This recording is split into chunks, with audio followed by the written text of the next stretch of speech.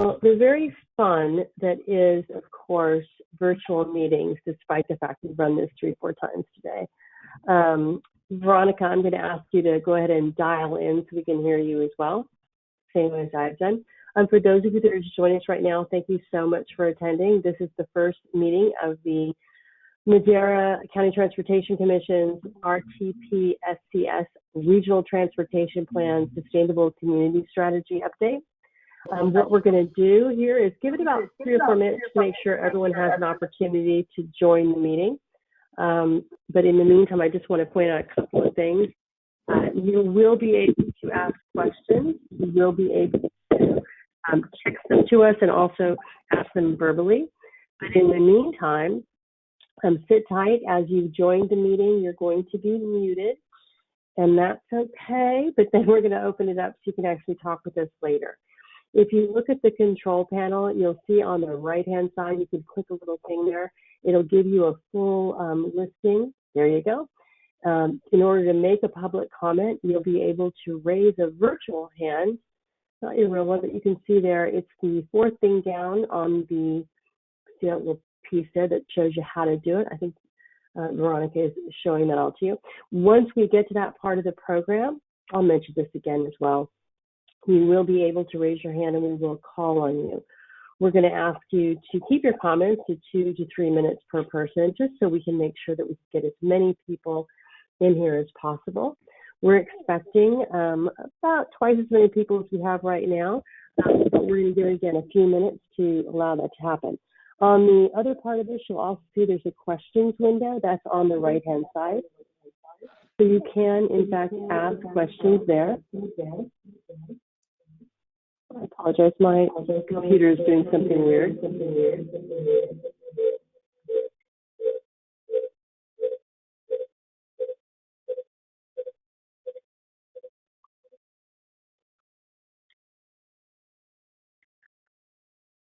So you will be able to type in questions and be able to ask those questions, and then we can answer those in real time. So again, we're going to give this just another minute or 2 to make sure everybody gets a chance to get in. Let's see, Patricia, I don't hear anything. Patricia, check your microphone to make sure that you've got everything working appropriately. She's going to log back out and then back in to make sure that that's working. Hope it's the same for Veronica. Give that just another few minutes here. Also, if all of you are staying safe from the rain and everything else, but let's talk a little bit about tonight's meeting while we're waiting for Veronica to rejoin us. First of all, tonight's meeting, I'm going to turn this over to Dylan Stone, and Dylan's going to run through the various pieces we're going to have tonight. As I mentioned, we're going to have a presentation, and there's going to be some Q&A and whatnot. So, Dylan, you want to walk us through that point right now? Oh, and before I do anything else, Elizabeth, can you hear us right now? And if you can, please unmute yourself so you can ask folks if we have anyone here tonight that needs assistance with Spanish language translation. Hello, good evening. Can everybody hear me? Buenas noches a todos. ¿Alguien aquí necesita traducción en español?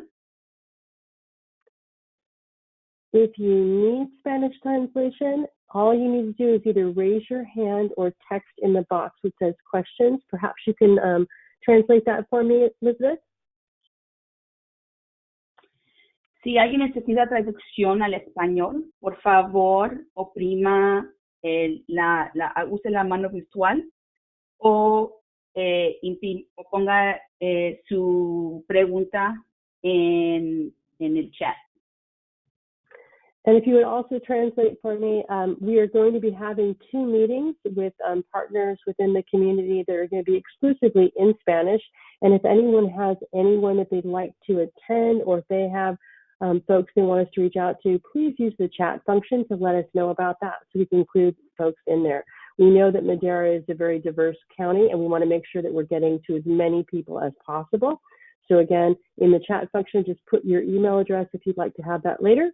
And if you can briefly say what I just said, Elizabeth, that would be awesome. También vamos a tener otros talleres que vamos a ofrecer solamente en español. Si están interesados en atender esos talleres, por favor usen la ventana y ingresen sus preguntas o ingresen sus correos electrónicos para mandarles esa información sobre esos talleres que van a ser exclusivamente en español. Gracias. And with that, I will turn it over to Dylan. Dylan. Thank you, Kendall. And I see we have over 10 guests, and that is a good sign, so people are still logging in. But I'm Dylan Stone. I am the project manager for our Regional Transportation Plan and Sustainable Community Strategy Update. We're going to be saying those words a lot, but we're going to be using acronyms.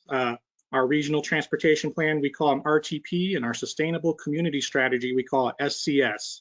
So that's really why we're here tonight. So you're going to hear me say RTP, SCS a lot, and that's the big plan we're talking about, if you hear me say that. Tonight, we are going to talk about what is the RTP and SCS. We're also going to look at what it takes to development, why we prepare it, what's required of this planning effort, and we're going to talk about how you, the participants and stakeholders for this plan, are an important piece of what ultimately materializes from this plan update. So with that, we'll move on to discussing some of the finer details of what's going to go into that, and including the SCS in detail. We'll then move on to some exercises where we can get a few of your opinions and then inform you of all the different ways that we have planned for you to participate, and have a look at some of the things coming up in the future that we plan to do to get all the info and data we can that can help make this a good plan. So with that, I think we can move on to our next slide.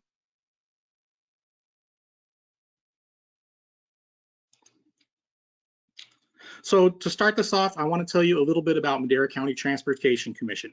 That's us, that's who I work for, me and my colleagues. We are MCTC for short, and I did mention there are acronyms. There are a few acronyms that are important: RTP, SCS, and then MCTC, who is us, staff.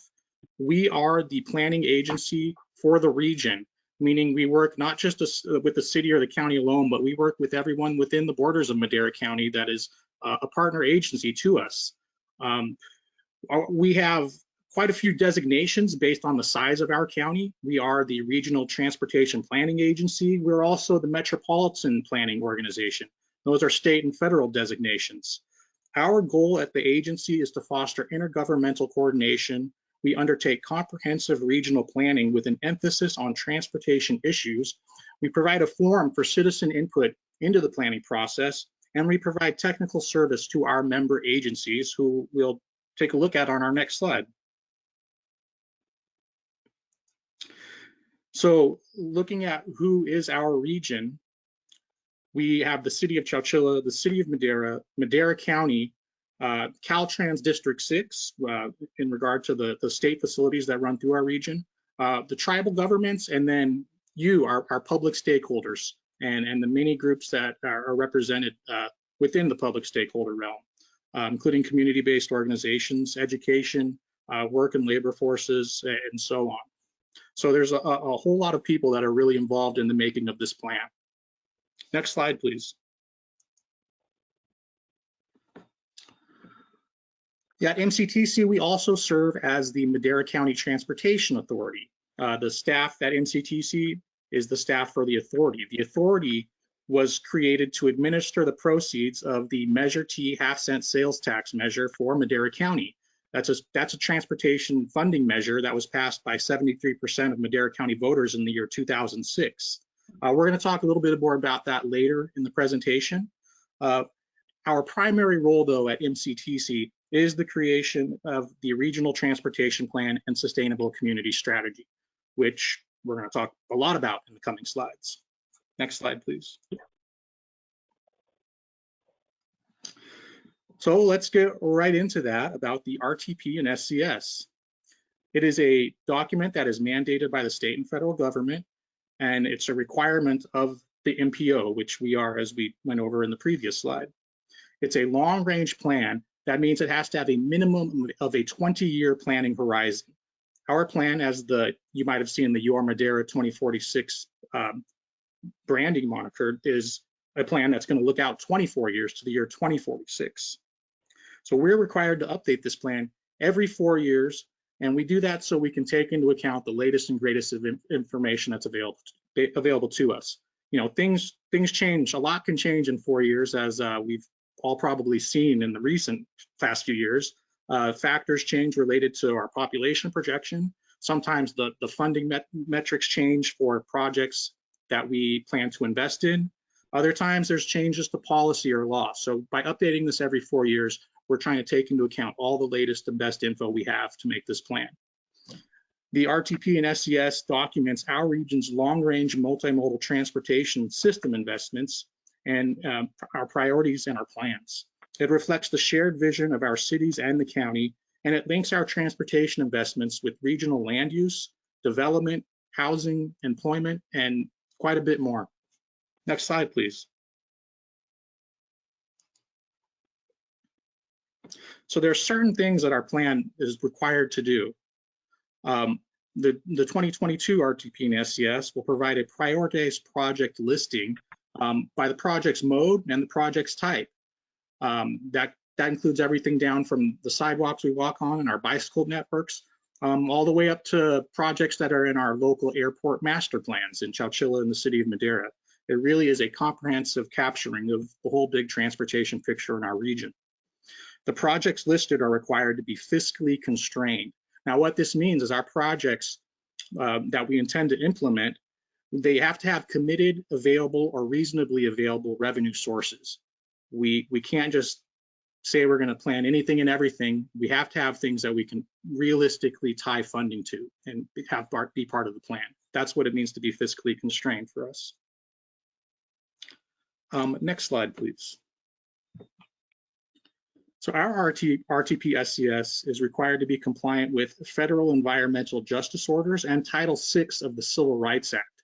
We need to make an effort not only to develop this plan in an inclusive manner, but to see the beneficial results of the plan shared equitably throughout our entire region. And it's a very big and diverse region, so there's a lot to cover amongst our 3 agencies and our partners with Caltrans as well. We consider our local jurisdiction's goals, policies, and programs. The plan does not usurp local authority. Now at MCTC, we don't have land use authority. We are not really a project implementing agency. That's generally the city of Madera, city of Chowchilla, the county, and Caltrans, who are the primary project implementers. So they play a key role. Their plans, their policies, all the things that go into the work they do are very important to what we develop in the RTP SCS. So they are key partners in this plan's development. And finally, it's crucial, as we discussed earlier, that we provide the opportunity for a diverse group of stakeholders to participate. Madera County is quite diverse, as many of us know that live and work here. We are a very large county geographically. We have a multitude of different communities with varying characteristics, varying values, varying travel behaviors, and so on. So it's important that we're able to capture as many voices as we can to inform this plan as best possible. Next slide, please. So we did mention before that we need to be fiscally constrained, and this is an important piece of the RTP SCS. There's going to be a financial element to this plan, and we must make those reasonable assumptions of funding availability for implementing the contents of our RTP SCS. We possess reasonable expectations to see our region's projects funded from state and federal sources through things that happen regularly or on a regular basis, spending bills or budgets. So we see allocations that come from the state and federal side that come to us for our projects, so we can assume those. There's also local sources. Our local agencies annually prepare their own budgets and they invest into their own systems as well. These are part of how we can make reasonable assumptions in our plan that our projects will be invested in. Next slide, please. So this plan will document our expected revenue streams, what they are by mode and by project type. We break that down from roadway projects to bike and ped projects, public transportation, and so on. We also include a list of unconstrained projects in this plan, projects that we don't have a picture of what the funding will be. Now, these ultimately are not part of what we analyze in our final plan, but they're important for pointing out holes or needs we have, things that we still need to fulfill as far as projects go in our region. Next slide, please. Now, we mentioned some of our sources, and another one of our sources here at the local regional level is our Measure T half-cent sales tax measure. It was, as mentioned, passed in 2006, and really it was an extension of Measure A, which was the same type of transportation tax measure that was approved in 1990 by Madera County voters. This provides roughly $10.4 million annually to a variety of different project types in our region. These include everything at a regional level to safety lanes on State Route 41. The 4th Street Bridge in the city of Madera was one of our projects. 233 interchanges, or State Route 233 and State Route 99 interchange improvements in the city of Chowchilla. This measure also helps fund a lot of other things locally too, like public transportation, bicycle and sidewalk projects, even maintenance and rehab of our local roadway network. So it's one of our important pieces for local funding that is tied to quite a few projects we have listed in previous updates of the RTP SCS. And it's something we mentioned a little specifically here because we will be talking about this at MCTC quite a bit in the next year, and MCTC, MCTA, the authority, as we mentioned, because Measure T is facing an extension at the election next November. So it's one of the things we'll probably talk about more as we develop this, because there are a lot of interconnected projects with the Measure T program and what we look at in the RTP SCS.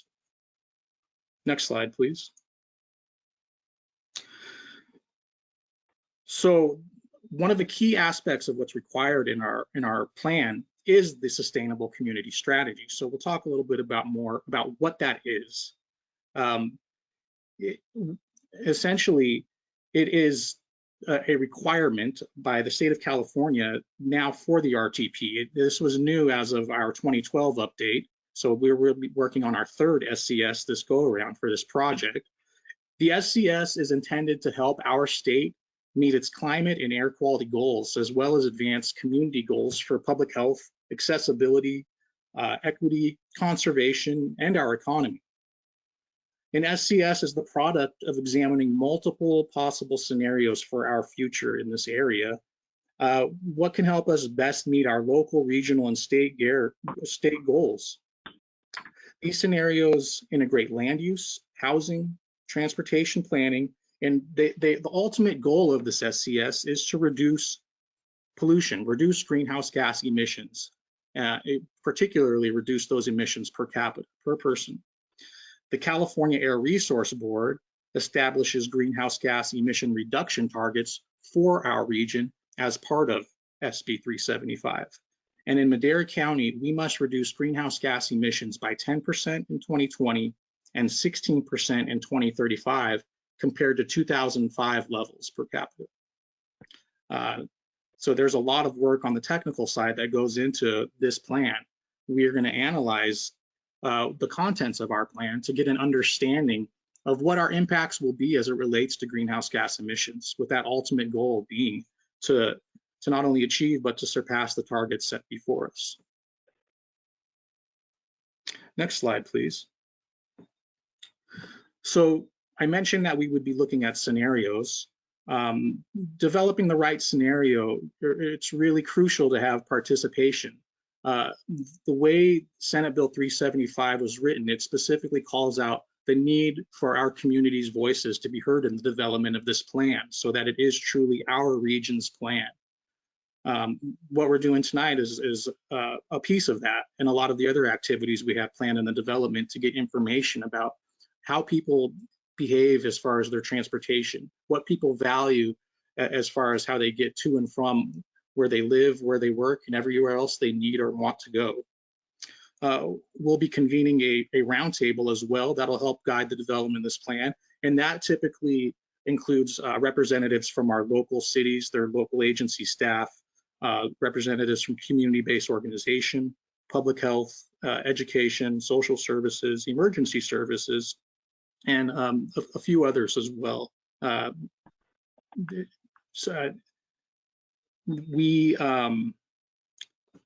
me, I just skipped ahead on my slide accidentally. Thank you. Okay. We will develop 3 scenarios for consideration during this plan development. And at the culmination of analyzing those 3 scenarios, we're going to get feedback from our stakeholders, from our committee members, about what is the preferred scenario ultimately for our plan to go forward with. Next slide, please.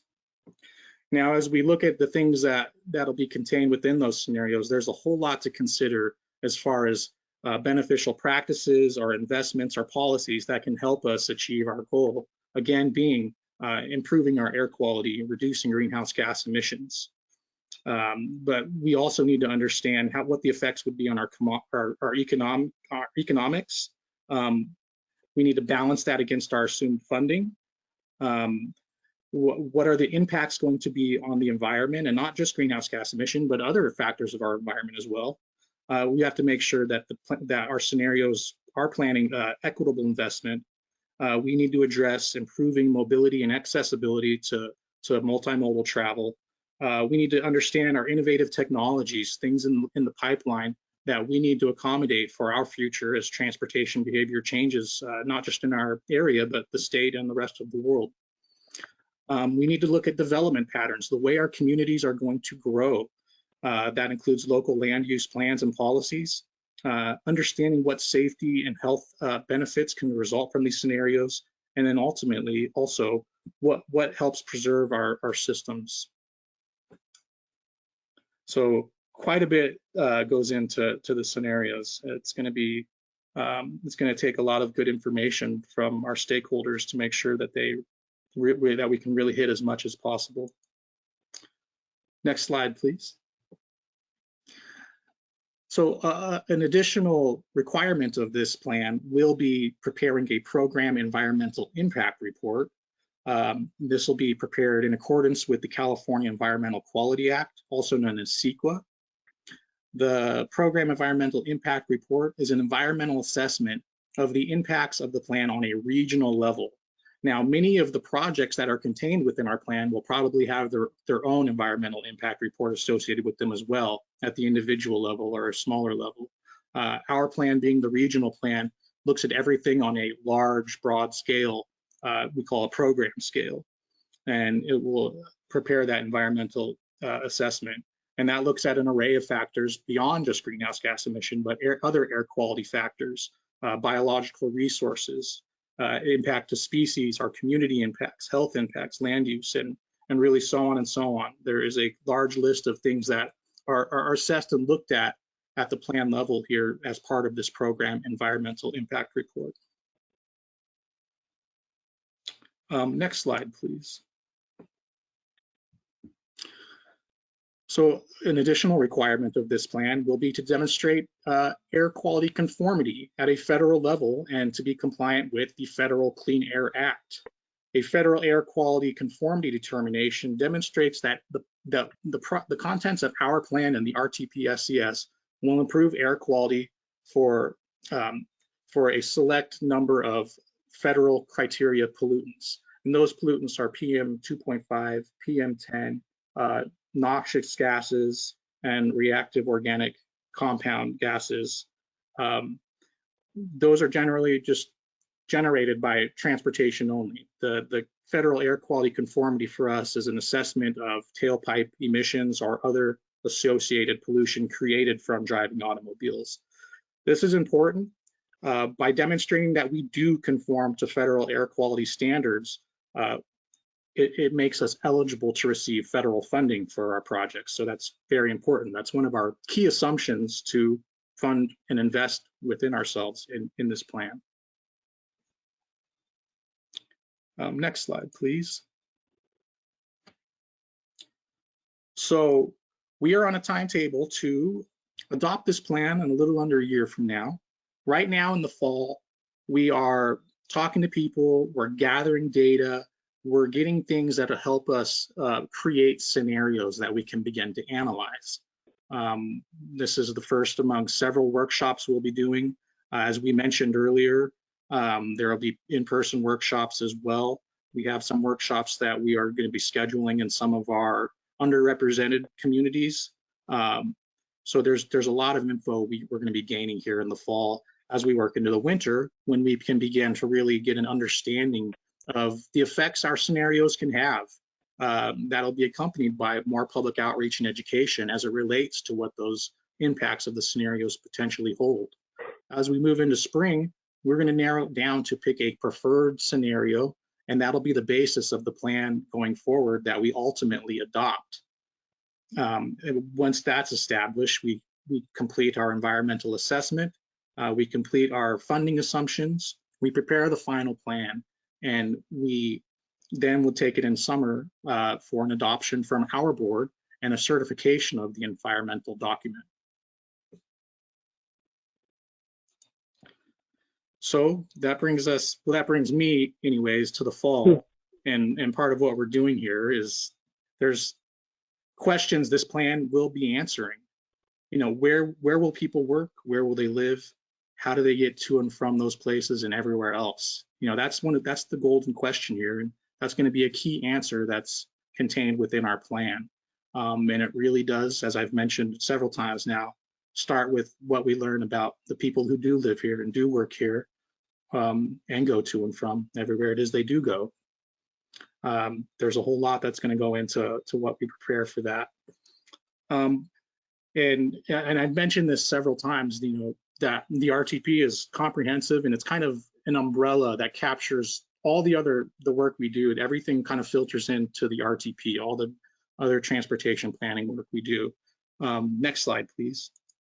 And so it's good time to bring up a few of the other things that we are working on at MCTC right now. One being the short range transit development plan. This is a plan that helps us look at what's going into our public transportation system in the short term up to the year 2027, between 2022 and 27. It's an assessment of the existing services, planned investments, planned improvements, a really detailed look at the near-term activity that's needed with our systems. Next slide, please. And additionally, we've also launched a zero-emission vehicle readiness and implementation plan. This is an important plan. At the state level, there are several mandates in place that some of you may or may not be familiar with, but in the year 2035, the state of California will no longer sell any new vehicles that are gas combustion engine powered vehicles for commuter vehicles and light duty trucks. By 2045, that'll pass on to medium duty and heavy duty trucks. So eventually that's a phasing out of emission pollutant creating vehicles. So 2035 might seem like a long time away, but these are things we need to be thinking about now. There's a lot of potential challenges a region like ours could have towards a zero emission vehicle fleet conversion at that level. So this is a plan that helps us understand where we are, get a good idea of where we need to be, and identify what needs exist to help us reach this goal of having a cleaner traveling vehicle fleet. So with that, I think we do want to break for questions.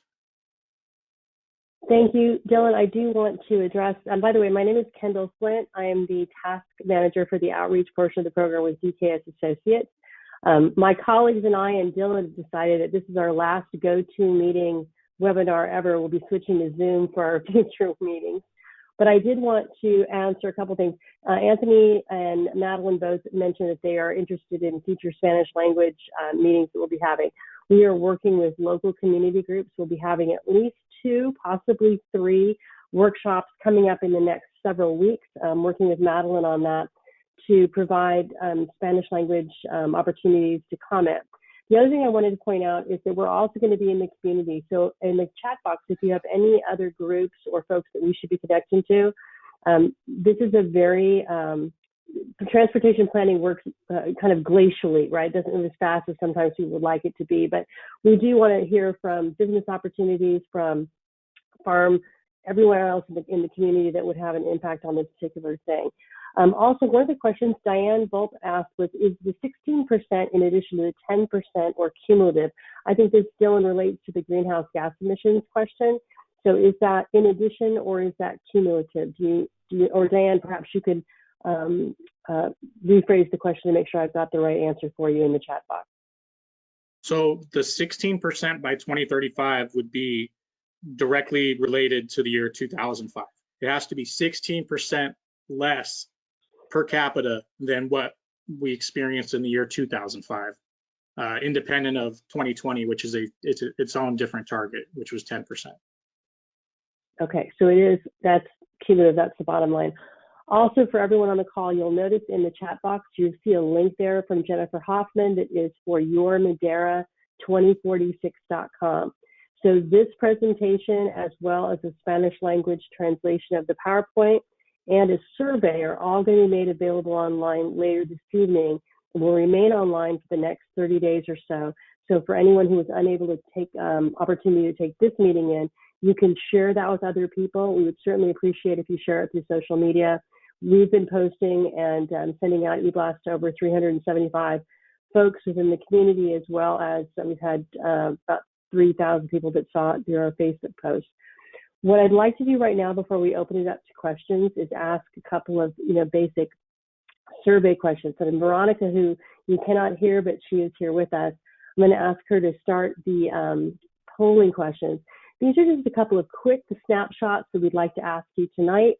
And this is, again, just a snapshot of what's in the meeting this evening. The first question really relates to, are you more interested tonight in catching Monday Night Football? I'd like to say for the record that my team is not playing tonight, so it doesn't matter to me. I'm all about you this evening. Being awake for the whole meeting or learning more about transportation investment. So we'd ask you all to take a moment and go ahead and click the response that best matches your feeling tonight. We've got 60% have voted. We're missing a few. I think they're probably watching Monday Night Football on the side. You never know. We'll give that another couple seconds, and then we're going to close this in 3, 2, 1. We'll close that poll, and then she will show it to us for results. Thank you all for caring about transportation investments more than Monday Night Football. Let's go to the next question, please. And there's only a few of them, so don't worry, it won't take too long here. Where do you live? Again, this is for the purposes, as we move through the outreach program, we're going to be interested in not only the folks that are in a particular city or a county, but we want to make sure we're going countywide.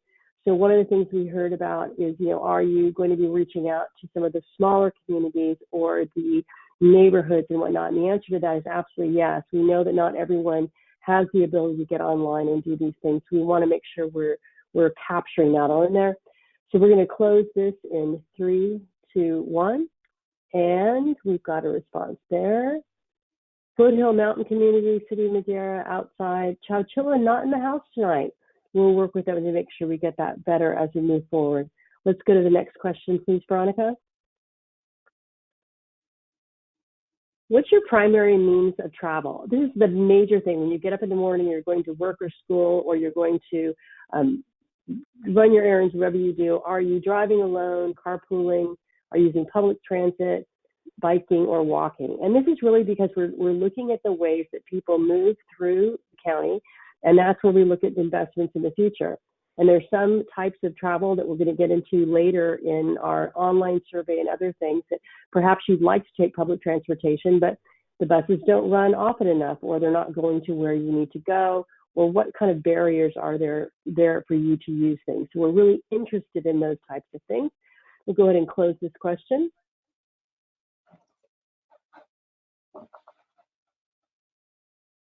Most people driving alone. That's not unusual, and we'll be here most of the time. It's really a convenience factor, and especially during COVID, very interesting. Although many of us stayed home and did not drive, even now as people are getting back into the commute, even before, driving alone was the primary means of moving about the county.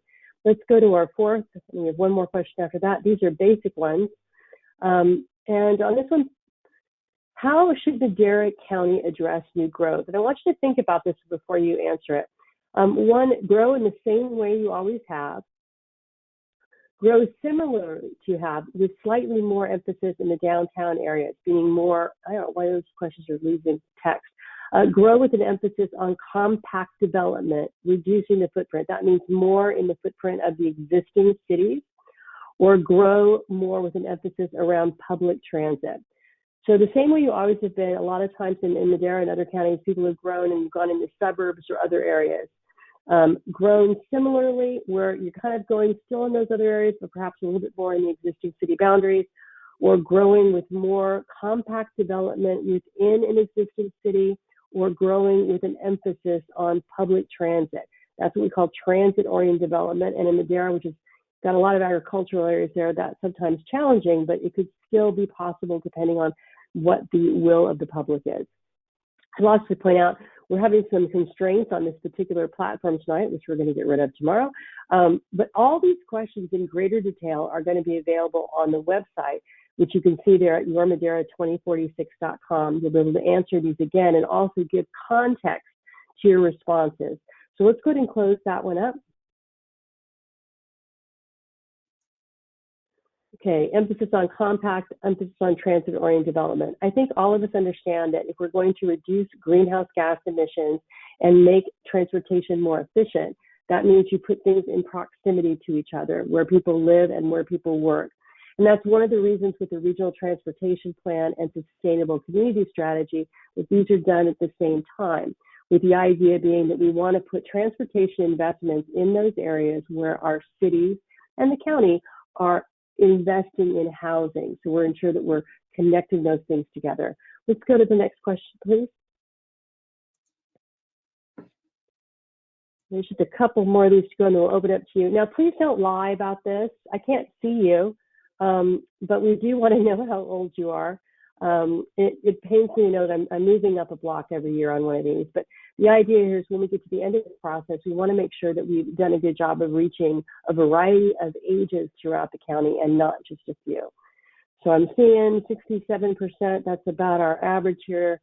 So let's go ahead and close that and show everybody what the results are. 26 to 45. Thank you, youngsters, for showing up, and thank you all of my peeps from the baby boom places.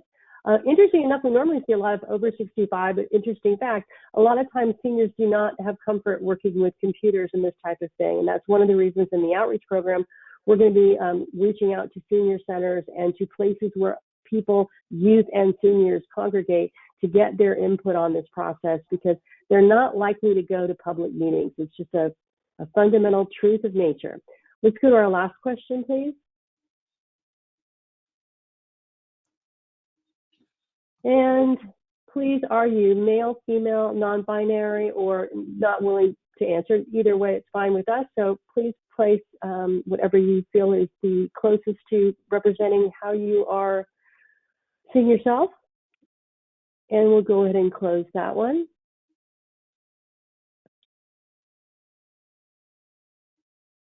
Okay, 50-50, we're doing good. Okay, and now what I'd like to do, because I know we have a number of folks here, and again, we are so grateful for you taking time tonight to be with us.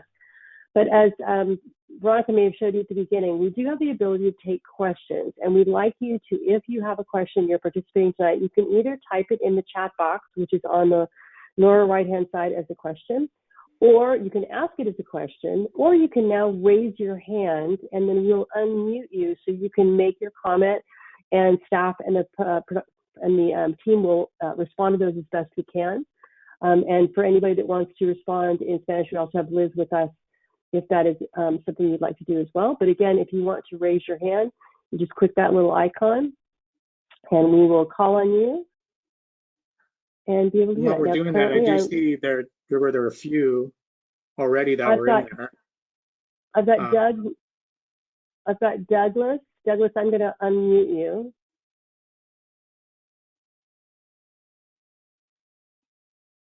Unmute request. So Douglas, you can unmute yourself. You should be able to. There you go. Thank you for being with us tonight. What is your question or comment?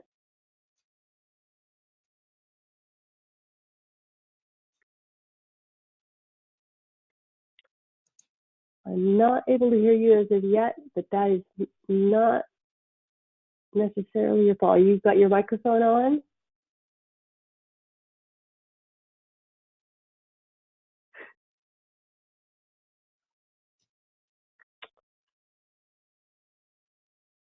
Douglas, let's see.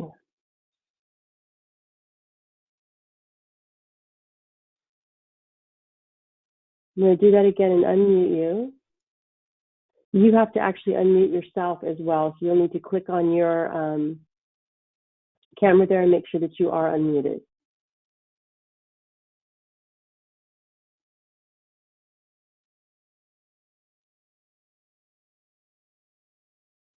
Okay, not sure why that's not working. Well, we're trying to figure out what's happening with Douglas's microphone. Does anyone else have a question they would like to raise? Okay, Anthony, let's go with you. And I'm unmuting you right now. You should be able to unmute yourself.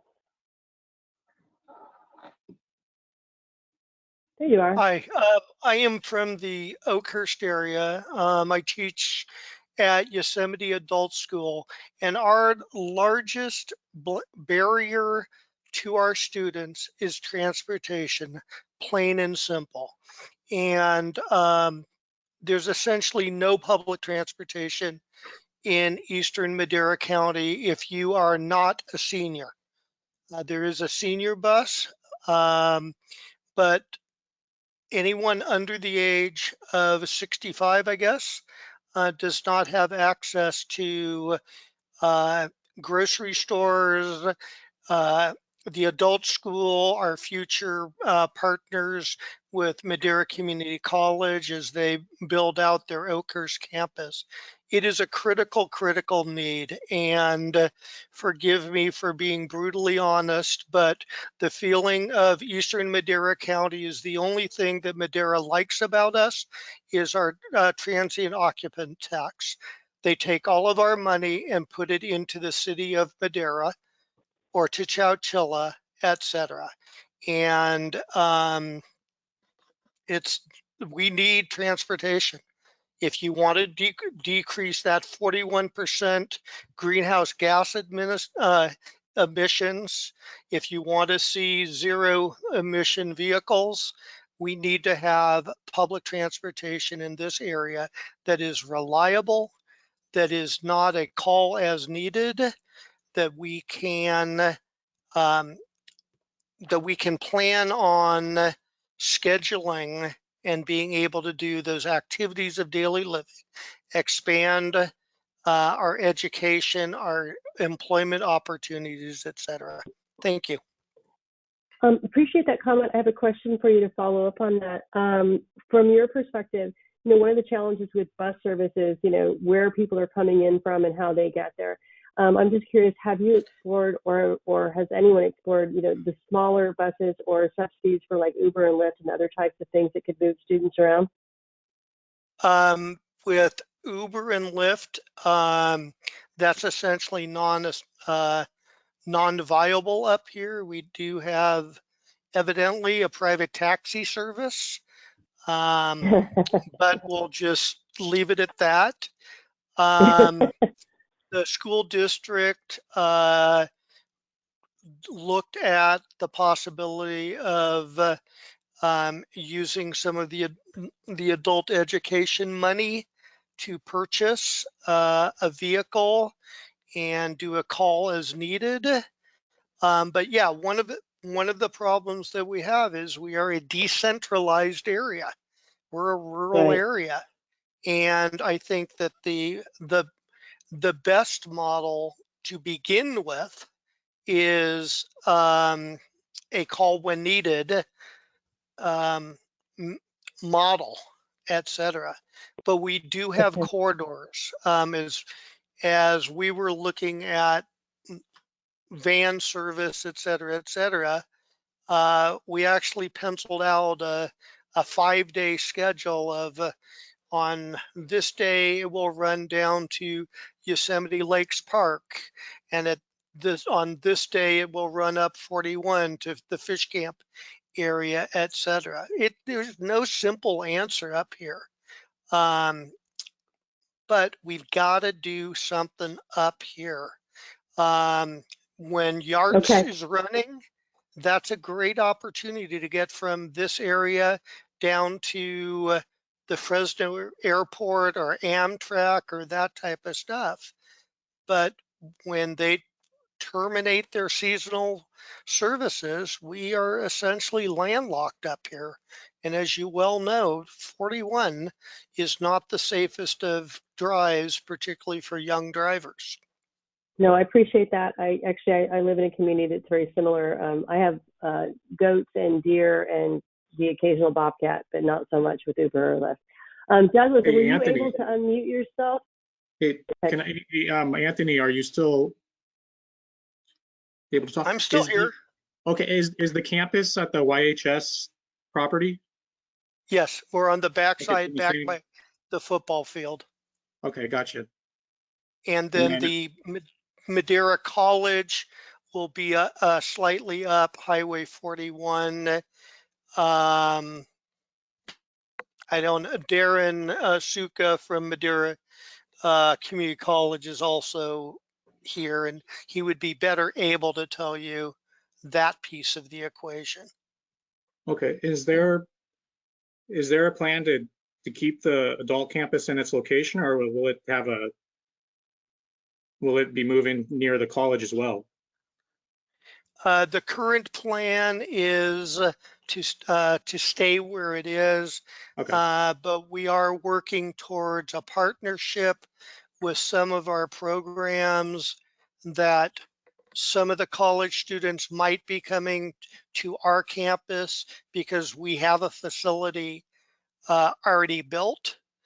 And Madeira Community College, and I'm not taking words away from Darren, but they're in the process of building. We already exist for 40 years, so we have the infrastructure. Got it. Thank you.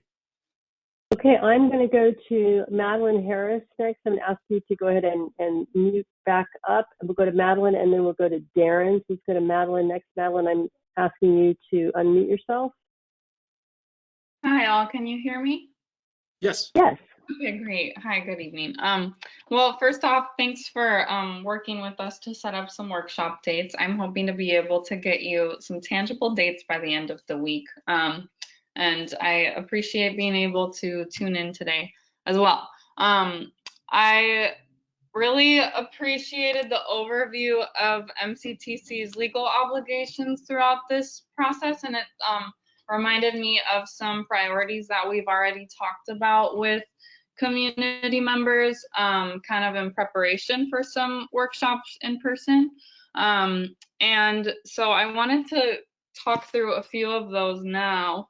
The first is with regards to the Title VI requirements and like equitable investment and ensuring that there's like equitable benefit of the RTP and SCS update across Madera County. I wanted to just highlight that residents in Lavinia have been organizing for years to get the county to implement the mobility study that's currently been accepted. And so while I've noticed that like since the last RTP update has occurred, there's been some like clean mobility and active transportation infrastructure planning and like studies happen in the new development area in southeastern Madera County, like with the State Route 41 and Avenue 9 corridor study.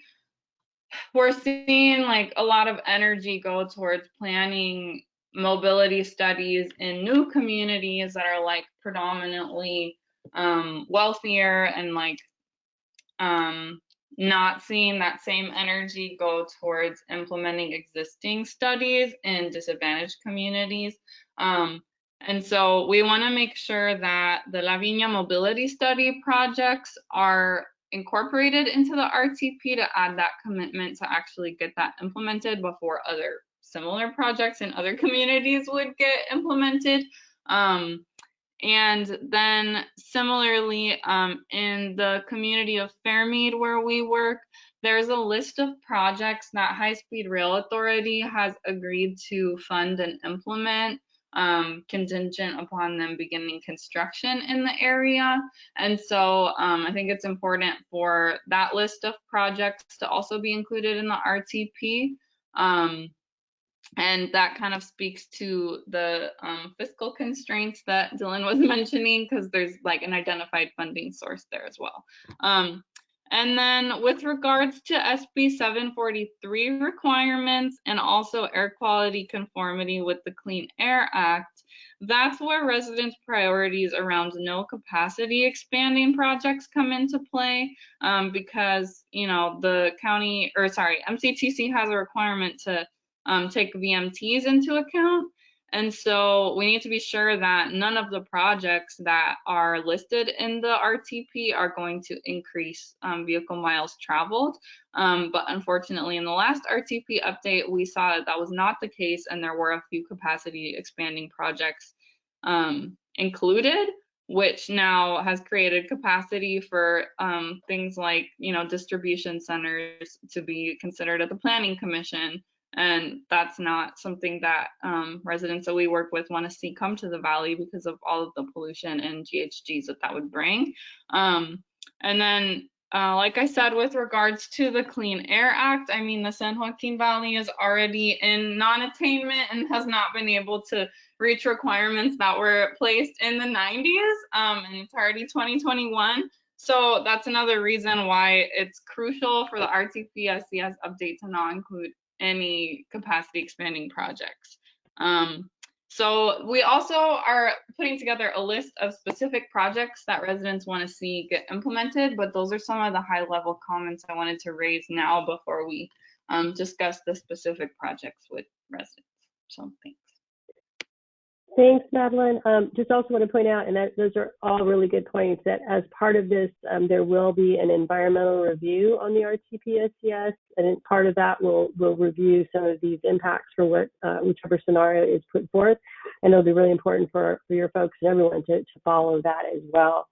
Darren Sukup, let me unmute you, sir, and you are welcome to comment. Hi, good evening. Yeah, my name is Darren Sukup, and I am the Dean of the Oakers campus of Madera Community College. And similar to what Tony mentioned, we're a commuter campus. So being up here in the foothills, you know, we serve students at least a 20-mile radius, all the way up to Yosemite Valley, Mariposa, O'Neill's, Raymond, Bass Lake, Coarse Gold, YLP. So our students are coming from all over the place. One of the challenges of the students that we serve is they struggle with basic needs. So, and that's why they're coming to us. Our population tends to be a little bit older. They need to be reskilled, and they're looking for options. They didn't necessarily get that right out of high school, entered the workforce, and something changed in their circumstances. So they don't have that financial security. So basic needs, you know, housing security, food security, and obviously transportation security is huge. And that's exactly what Tony was referring to. So we do share a little bit of the same population, not a complete overlap, but they do share the same challenges just from the nature of where we're at here in the mountains. Not an easy solution. We are building a new campus. It's at the Department of State Architects. We're hoping to get that back within a month or two from them and then go build out. So it will be built out in 2023 up just about a mile from where we are now. We're downtown Oakhurst, and we'll be up 49 off Westlake Drive, kind of where the sheriff's substation and the Cal Fire Station is. So, you know, there is that huge need that, you know, it doesn't make sense to build our downtown, create a more compact infrastructure in the foothills up here, just because the nature of our communities is just not going to be a fit with being that rural. So really, the transportation, figuring out a transportation component, however that is creatively done, is really critical for us. Thank you so much for sharing that with us tonight. Appreciate that. I'm going to go back one more time to Douglas Murray. I'm so sorry, Douglas. I keep unmuting you, but you're unfortunately not able to unmute on your end. Do you want to give it one more shot? If not, in the chat box at the bottom, you can actually type right in your comment. And if that doesn't work, you can also go to yourmadera2046.com and put your question or comment in the contact information, or you can just call us directly, which is also, Veronica, if you wouldn't mind going to the last slide, second last slide that has Derrick, Dylan and my contact information. You are welcome to email either of us, call us, whatever we need to do in order to connect. I know that, this is not the most ideal situation after the last year and a half. I know we're all kind of adapting to the online world. We are going to be doing things in person. We are going to be out in the community. So we really do want to take the opportunity to share. You'll notice also that Jennifer has posted a link to not only the website, but to a survey link. And this is the Your Madeira Survey. And I'm going to point this out especially for those of you with the college and frankly also with Madeline and others. This is an opportunity for you to cut and paste that and share it on your social media, within your other groups, and get as many people as we possibly can to participate in that. The survey online is bilingual, so it's listed in Spanish and English. You can do it at the same time. And we're hoping to get as much feedback as possible because that will really help Dylan and the folks at MCTC develop those different scenarios by what the type of investment should be. And when we talk about scenarios, and Dylan, I'm going to ask you to kind of jump in on this as well. Scenarios really are about the types of investments by type, right? Are you going to do more with roadway infrastructure? Are you going to do more with buses and transit? Are you going to do more with bike ped? All these different combinations that come up with an investment package, and that's what makes up the regional transportation plan. So to the extent that we can get as much input as possible, from the Farm Bureau, from economic interests, from all of you and all of the folks that you represent, the better off we're going to be. Dylan, did you want to just kind of touch on that a little bit about what information is needed for you to help form those scenarios? Yes. So what you touched on, definitely one of the things that we need to look at, because it's unmeasurable for us, is development pattern. We look at our local agencies, things like their available vacant lots for development, their general plans, their land use plans, any other plans that help and can inform direction as well, to essentially create a land use pattern that can reduce VMT. And that's what we've done in the past 2 iterations of our SCS, which have seen a focus on new development,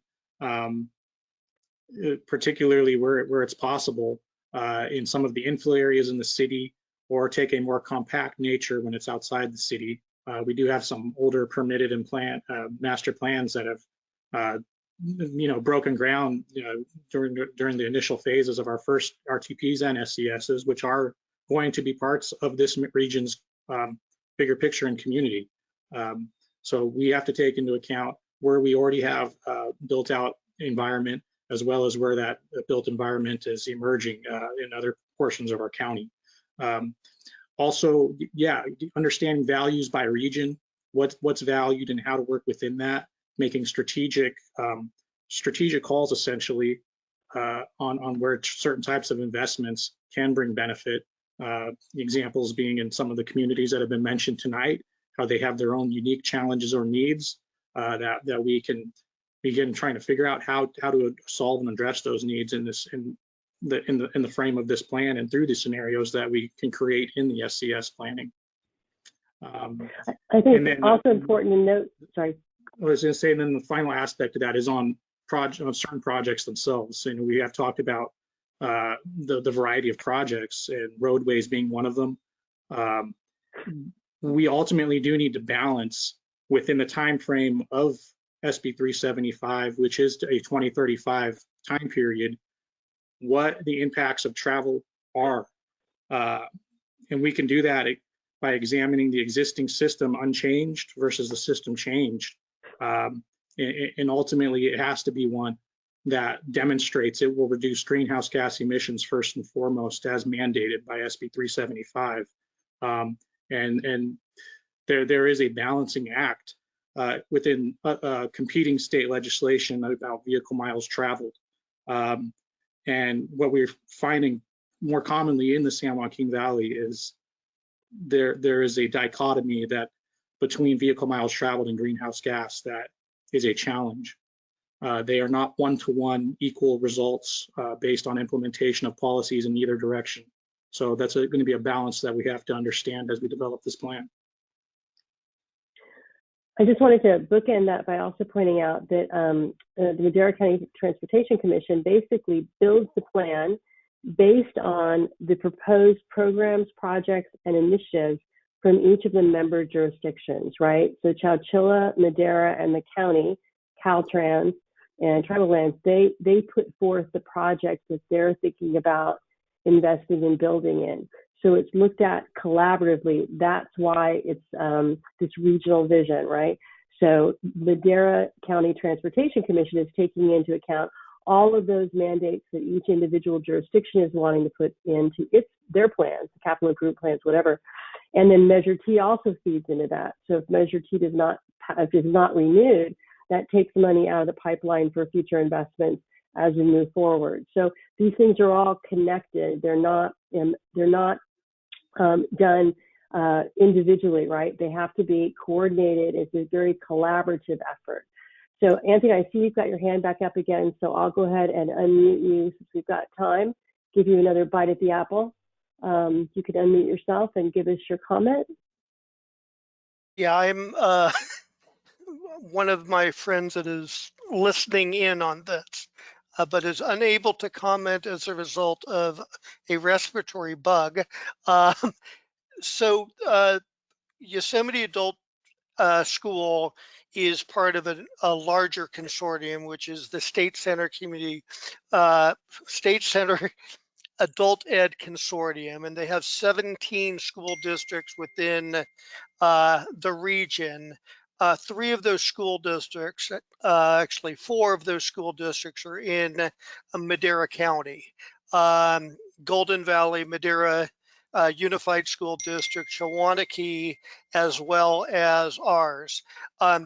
And as with with every program, we try to leverage our infrastructure, our programs, et cetera, and therefore not have the identical larger cost programs at each of those sites. So having a robust transportation system, a student that might be down at Golden Valley, which is in the Ranchos, could take a pre-apprentice program that is occurring up at Yosemite Adult School in partnership with Madera Community College, Oakhurst campus.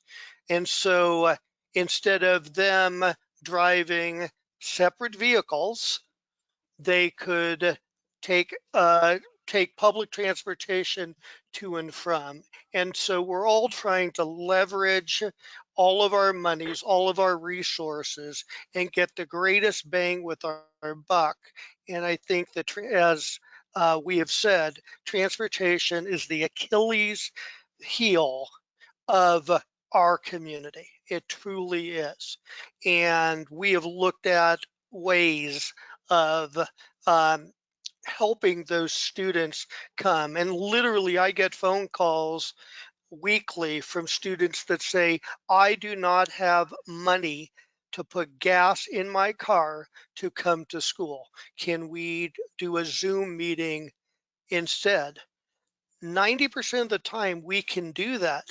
But when Darren said that we have students that are fiscally unstable, where they are literally making decisions about gas to get groceries or that type of stuff, public transportation is so critical. And at the risk of sounding melodramatic, the best way to take someone off of public assistance is to give them education, and then they are working and putting money back into the system. And please, please, please, I know that the big hitters are in the valley. I understand that.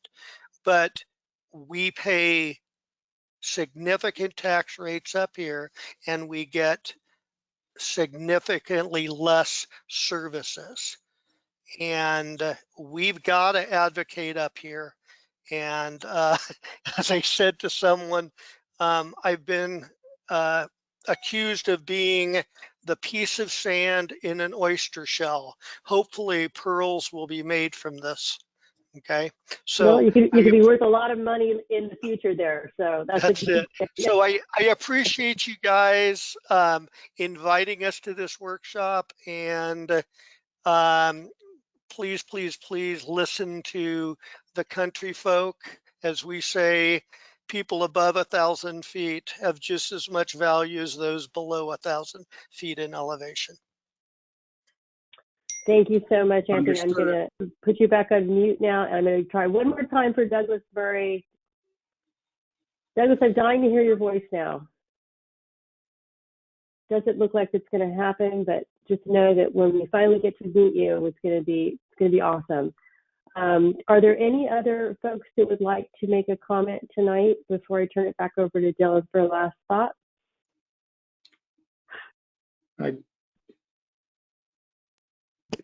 Hey, Dylan, you want to wrap this up? Things here that I see in our question boxes before we finish, so I can make sure everything is addressed from those. Madeline, I do think that contacting CBDIO and the Campesinas would be a great idea, not only for our RTP, but our short range transit development plan. Let me see. And then when we were talking about financially constrained and realistic assumptions, I guess what I would mean is say we had a project, we're gonna build a commuter rail up to Yosemite or something. Well, we'd have to tap into the correct funding that funds commuter rail and see it's there, and it would have to all make sense and be reasonable to assume. If it didn't, then it wouldn't be financially constrained, would be kind of what we mean by that. So there is definitely room for a lot of projects to be realistic based on the type of funding sources that are available to us. And they're the ones that we're going to be looking at for our plans. Let me see, and then Anthony asked about meeting the needs of Eastern and Madera County, and Sherry was asking about Yosemite United. These are similar comments based on the access for about all those campuses. Yeah, they all share a similar need, and I do understand what it's like to live up in Bass Lake and have to spend 40% of my minimum wage on gas, because I used to do that when I lived in Bass Lake as a student. And then that, again, I would also think that you guys would be good to inform not only this plan, but our short range transit development plan. And that would include you too, Darren, who you asked about the roundtable. And I don't know, we might have Claudia Habib as our contact, but we could contact you as well if you're interested in helping us get some information for that, for both efforts. And Darren, if you would mind putting your email contact information in the chat box, just so we can capture that, so that when we do have these opportunities as they come up going forward, we can be sure to include you. There it is. Okay. Oh, there he goes. And Diane, thank you so much for attending. And Diane, okay, I think I got your question before everybody, so okay. Yeah, and we do have Angel as he's on our list already too. I know that.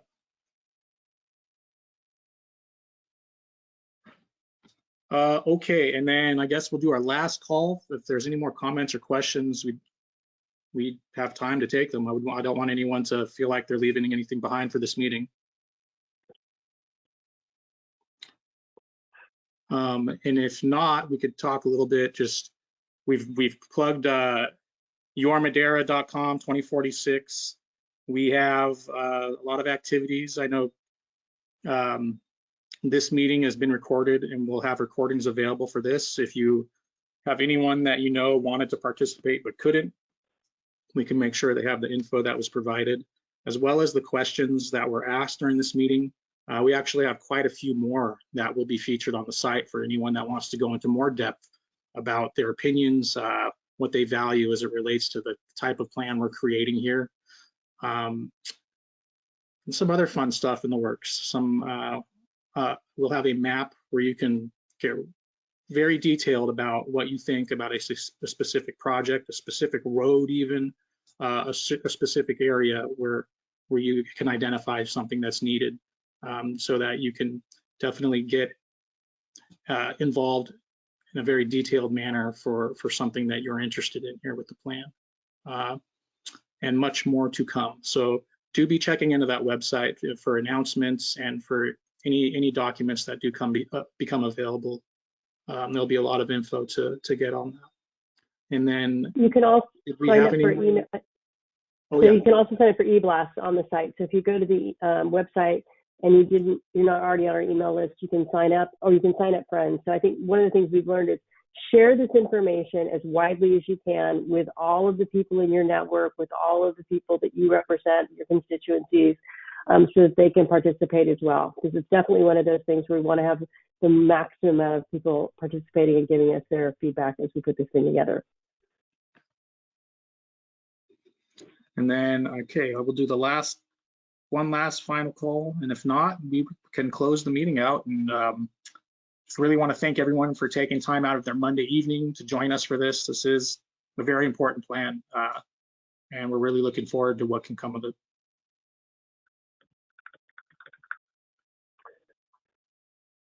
Okay, seeing no hands, no questions. Again, thank you all. Madeline, I'm going to haunt you this week. Make sure we connect before Friday.